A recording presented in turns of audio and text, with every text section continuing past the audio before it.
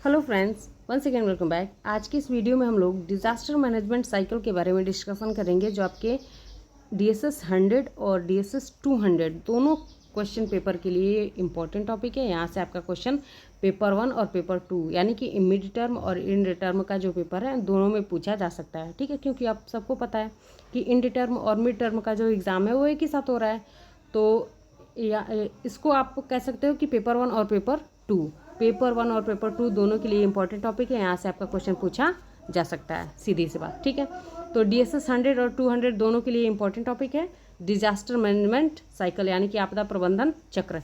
इसमें कुछ इस तरह से क्वेश्चन पूछा जा सकता है कि आपदा प्रबंधन चक्र किसे कहते हैं, या तो आपदा प्रबंधन के चरण कौन कौन से हैं, या आपदा प्रबंधन के तत्व कौन से हैं, घटक कौन से हैं। इस तरह से क्वेश्चन आपका एग्जाम में पूछा जा सकता है। तो सबका आंसर यही होगा कि आपदा प्रबंधन चक्र के बारे में वो जानना चाहता है कि आपकी कितनी जानकारी है। ठीक है, इसमें कुछ स्टेप्स होते हैं जिनको फॉलो करके आपदा को प्रतिबंधित किया जाता है, यानी कि उसके प्रभाव को कम करने का प्रयास किया जाता है। ठीक है, तो इस चीज़ को हम लोग आज देखेंगे कि DSS 100 और 200 में डिज़ास्टर मैनेजमेंट साइकिल क्या होता है। तो उससे पहले कुछ क्वेश्चंस को मैंने ऐड करा हुआ है जो आपके एग्जाम में पूछा जा सकता है। पहला क्वेश्चन है, आपदाओं से क्या तात्पर्य है। आपदाओं से क्या तात्पर्य है। दूसरा क्वेश्चन है, आपदाएं कितने प्रकार की हो सकती हैं। तो सबको पता है कि आपदा क्या है।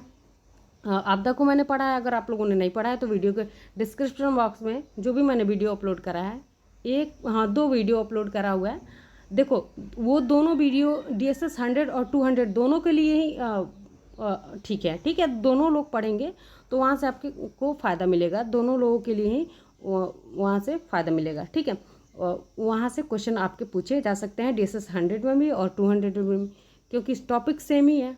ठीक है, इधर उधर थोड़ा सा प्रबंधन का इसमें आपके 200 में DSS 200 में मैनेजमेंट को दे दिया है। आपको DSS 100 में इंट्रोडक्शन जानना है। क्या जानना है? इंट्रोडक्शन जानना है। और DSS 200 में मैनेजमेंट जानना है, जो मैनेजमेंट तंत्र करता है, जो सिस्टम करता है, उसके बारे में आपको जानना है। ठीक है, तो पहला क्वेश्चन आपका है, आपदाओं से क्या तात्पर्य है। दूसरा क्वेश्चन है, आपदाएं कितने प्रकार की होती हैं। तो सबको पता है आपदाएं 2 प्रकार की होती हैं, प्राकृतिक और मानव निर्मित।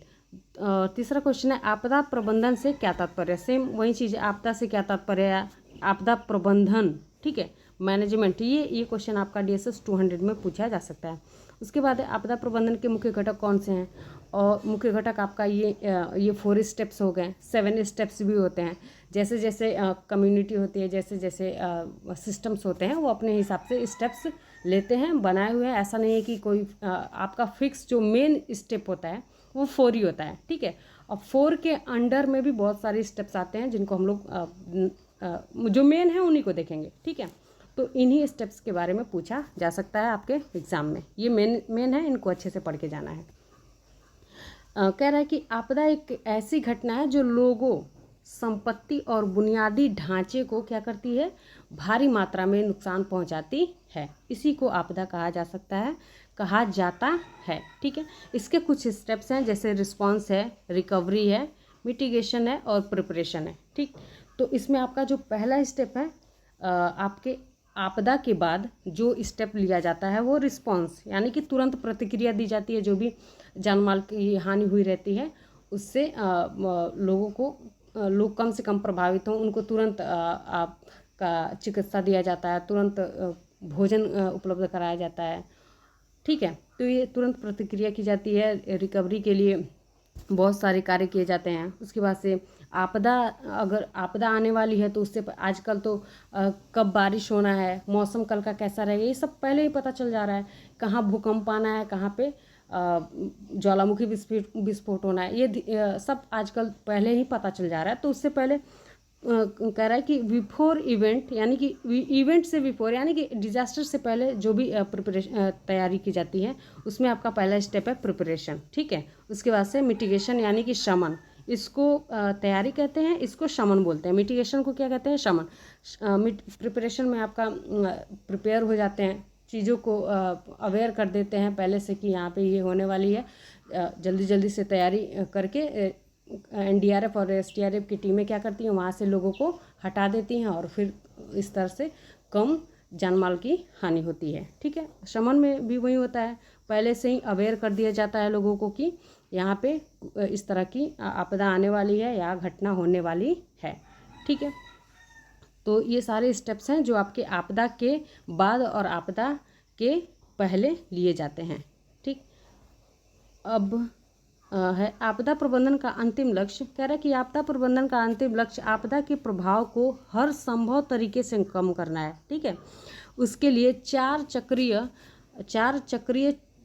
चरणीय चक्र का उपयोग किया जा सकता है। अभी मैंने उस चक्र को दिखाया है यहाँ पे, ये ठीक है। ये पहला स्टेप है, ये आपदा के बाद पहला स्टेप है, ये दूसरा स्टेप है, और आपदा से पहले ये प्रिपरेशन पहला स्टेप है और ये दूसरा स्टेप है। ठीक, तो इस तरह से आप लोग इसको अच्छे से याद करके जाओगे। पहला स्टेप क्या था? प्रतिक्रिया। ये कब था? तो आपदा के बाद तुरंत प्रतिक्रिया दी जाती है। आप लोगों ने देखा होगा कि एनडीआरएफ की टीम तुरंत वहाँ पहुँचती है और वहाँ पे जो भी नुकसान हुआ रहता है उससे जो भी बचा रहता है, जो भी लोग बचे रहते हैं उनको मलबे से निकालना, ठीक है, बाढ़ पीड़ितों को राहत देना, ये सब एनडीआरएफ की टीम, एसडीआरएफ की टीम करती हैं। तो वही क्या है? प्रतिक्रिया, तुरंत रिस्पांस करते हैं।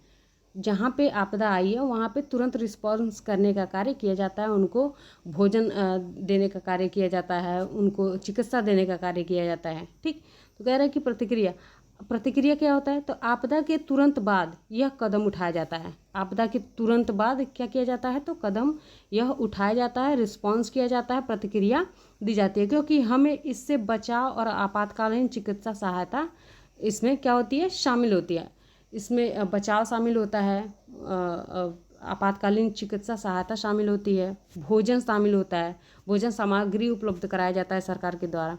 ठीक है, तो ये होता है आपका प्रतिक्रिया। उसके बाद है पुनर्प्राप्ति, रिकवरी। ठीक है, रिकवर करते हैं, फिर चीज़ों को जैसे थे वैसे करने का प्रयास किया जाता है। आमतौर पर प्रतिक्रिया के बाद अगला चरण क्या होता है? पुनर्प्राप्ति होता है। ये आपका प्रतिक्रिया के बाद, रिस्पांस के बाद तुरंत रिकवरी का कार्य शुरू हो जाता है।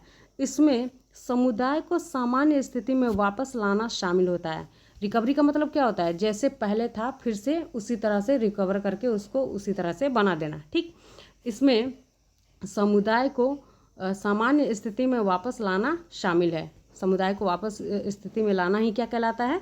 तो रिकवरी कहलाता है, पुनर्प्राप्ति कहलाता है। यह अस्थायी आवास और अनुदान या कुछ मामलों में भावनात्मक, कह रहा है कि कुछ मामलों में भावनात्मक और मानसिक सहायता प्रदान करके भी किया जा सकता है, क्योंकि आपदाओं में जीवन की हानि भी शामिल होती है। ठीक है, आप लोगों ने देखा होगा कि अभी जो उड़ीसा में हादसा हुआ है, ट्रेन हादसा, तो ऐसा नहीं था कि सिर्फ एक्सपर्ट ही उसमें काम कर रहे थे।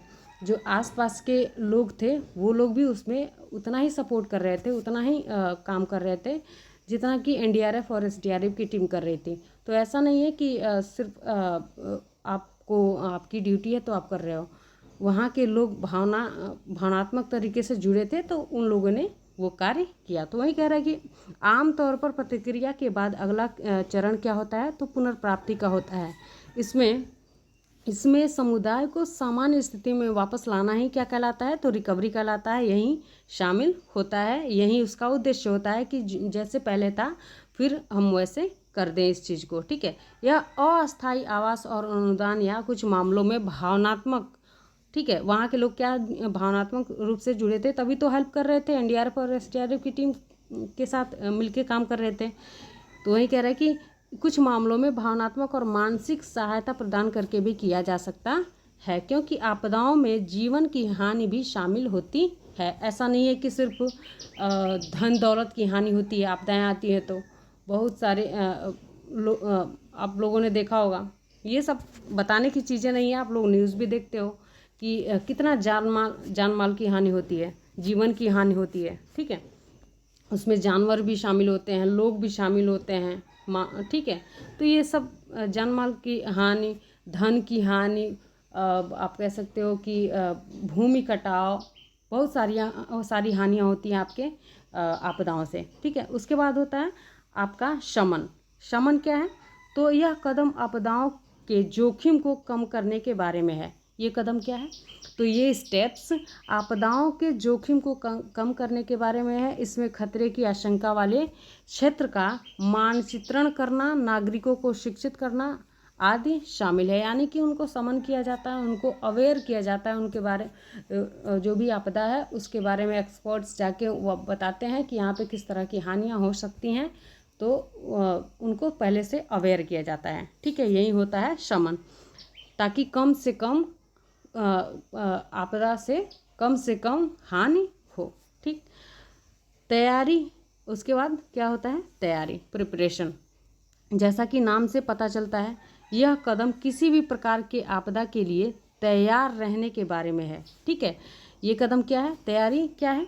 तो आपको नाम ही से पता चल रहा है कि तैयारी क्या है। पहले से ही क्या हो जाओ? प्रिपेयर हो जाओ कि हाँ यहाँ पे आपदा आने वाली है, हम पहले से ही अवेयर हो जाएं। ठीक, हम अगर पता चल गया तो अगर मान लो कि आपको पता चल जाए कि आपका घर गिरने वाला है, तो आप तो वहाँ पे रुकोगे नहीं, आप पहले से ही प्रिपेयर हो तो आप तुरंत से वहाँ से निकल जाओगे। ठीक है, तो क्या है? तैयारी है। जैसा कि नाम से ही पता चलता है कि यह कदम किसी भी प्रकार की आपदा के लिए तैयार रहने के बारे में है, क्योंकि कुछ आपदाओं को टाला नहीं जा सकता, जैसे भूकंप है, चक्रवात है, तो आपको इससे क्या करना पड़ेगा?